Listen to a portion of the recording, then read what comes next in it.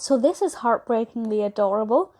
I grew up watching Alvin and the Chipmunks, absolutely loved them, but I don't have any recollection of having seen A Chipmunk Christmas. This is the 1981 film directed by Phil Monroe, written by Janice, Karman and Ross Bagdasarian Jr.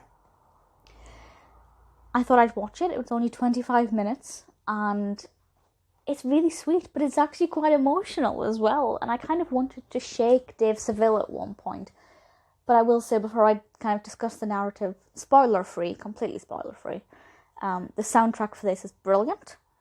I wasn't familiar with a lot of the songs, although the one about a chipmunk skateboard was fabulous and I loved it. But it also included the song, now I don't actually know what it's called, but Christmas, Christmas time is here, time for fun and time for cheer. It's the one that mentions a hula hoop.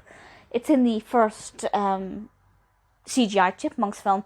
It's also in this. I had no idea. So that was a really lovely surprise. The narrative itself I liked, but it got to the point really quickly, and I thought it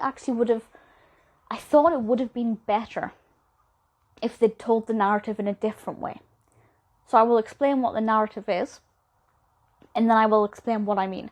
So, at the beginning, we meet this young boy who is sick in bed. It's very clear, certainly to an adult viewer, that this boy is dying. He's probably not going to make it past Christmas, or even to Christmas.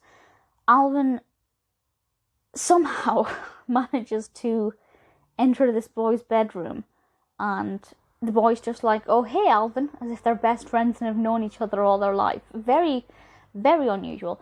But Alvin gives this boy his golden harmonica, because this is what the boy really wanted.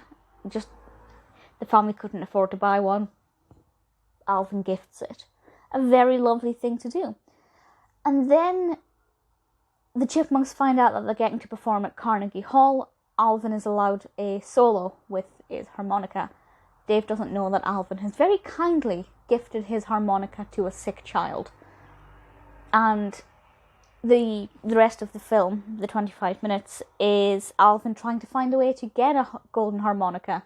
And, Dave thinks that he's just trying to get money to buy himself a present and that he's being very selfish, completely unaware, of course, that actually Alvin did an exceptionally selfless thing.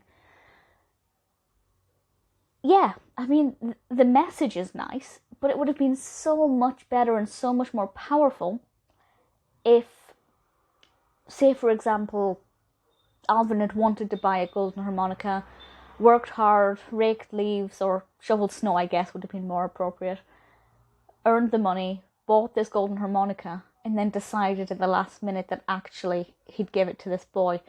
So I feel like doing the right thing at the very beginning kind of just ruined what could have been a really lovely message. And of course the message is still there and the good intentions are still delivered, but I feel like they did the narrative completely backwards and it kind of lost its emotional aspect. And I just became frustrated because Dave would not listen to Alvin. Whenever Alvin tried to explain, Dave would not listen. So I just became frustrated. If it had been the other way on, it would have been quite emotional. Ultimately, I enjoyed it because I love the Chipmunks. I love the little animation style. I love the voice of Theodore. Theodore's voiced by Janice Karman here. And Theodore, whenever I hear Theodore, regardless of who's voicing him, as long as he sounds like Theodore, I'm just back in my childhood again. And I love it. So this may not be perfect.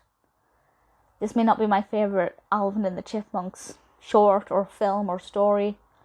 But it's very festive. It's got a nice message, albeit a backwards one. If you're a fan of the Chipmunks, absolutely give it a go.